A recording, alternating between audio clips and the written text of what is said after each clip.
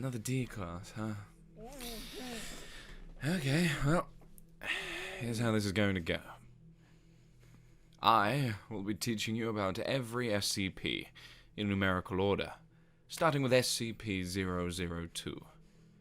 I will be teaching about O1 proposals later, if you're good and don't scream. Before we start that journey, I'd like to set up some ground rules for you, and do a quick introduction over the world that is the SCP Foundation.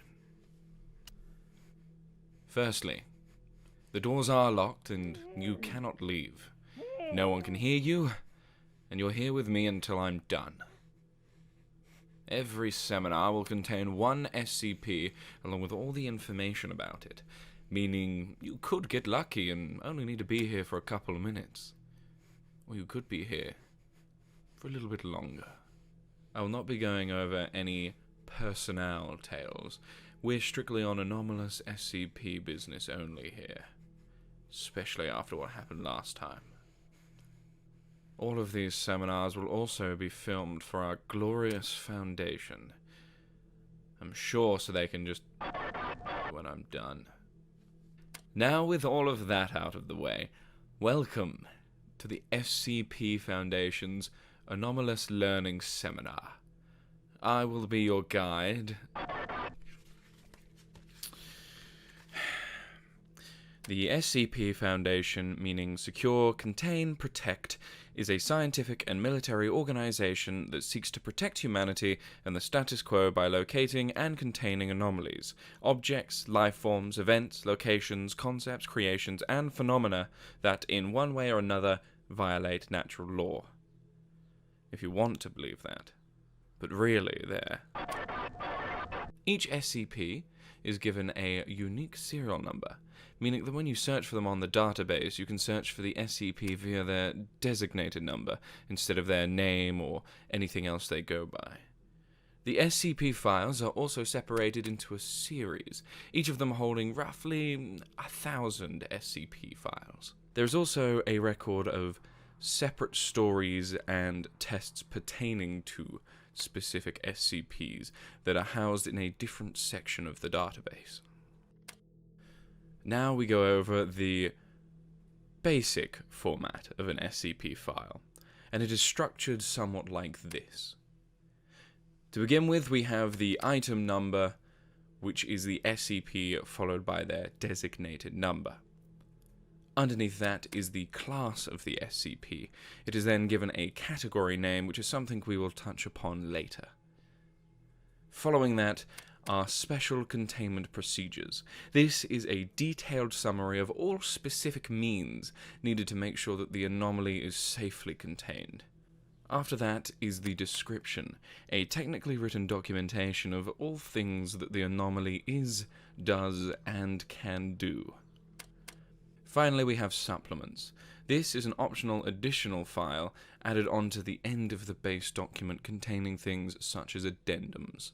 Speaking of category names, here's a breakdown of each one. One thing to note is that a category is not based off of how dangerous an SCP is, but on how easy they are to contain. Firstly, we have safe SCPs. A safe SCP is a boring SCP, and they can be contained by essentially leaving it alone. No special procedures, methods, or events are necessary to keep it from damaging the world. Some of these guys, gals, and objects, or whatever, are quite interesting though. Next up we have Euclid. These ones are inherently unpredictable, or they require some amount of special effort to be contained. You're not sure what could occur if you leave this SCP alone, and it is most likely a little bit more complex than a safe one. Keter are fun ones, and yes, I say Keter. Don't let Dr. tell you otherwise. Keters are incredibly difficult to contain. They require constant work and a large drain on resources, or a complex containment method. Most dangerous SCPs are considered Keter, and they often pose a serious threat to humanity, the world, or the universe itself. Good stuff. So those are the three basic categories that you'll come across. However, there are more rarer categories that do exist.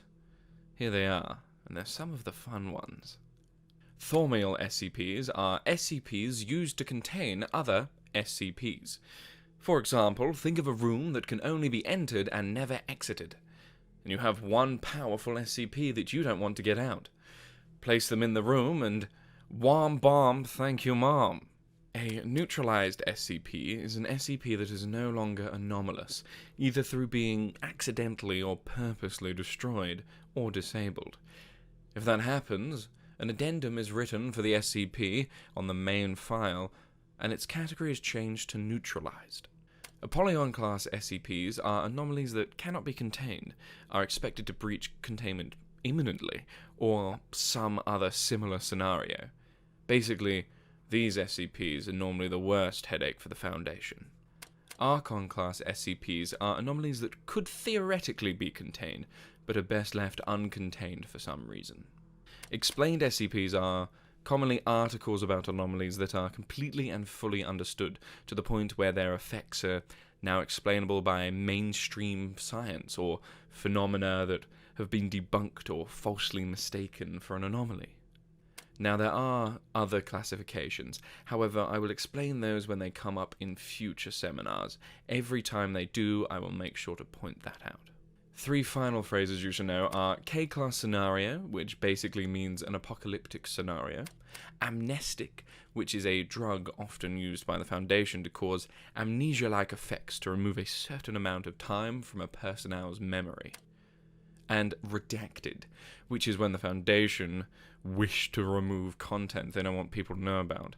Like, I was found in... and Site 23 is actually located...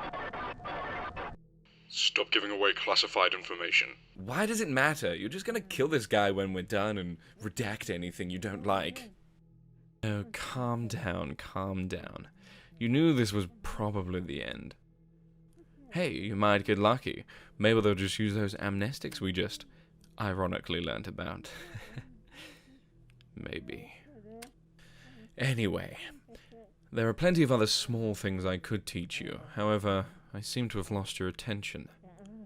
But anyone listening or watching this in the future, I'm sure you're way more important than this D-class. So they will have most likely attached some extra resources to this seminar for those with an inquisitive mind. I do hope I get to meet you.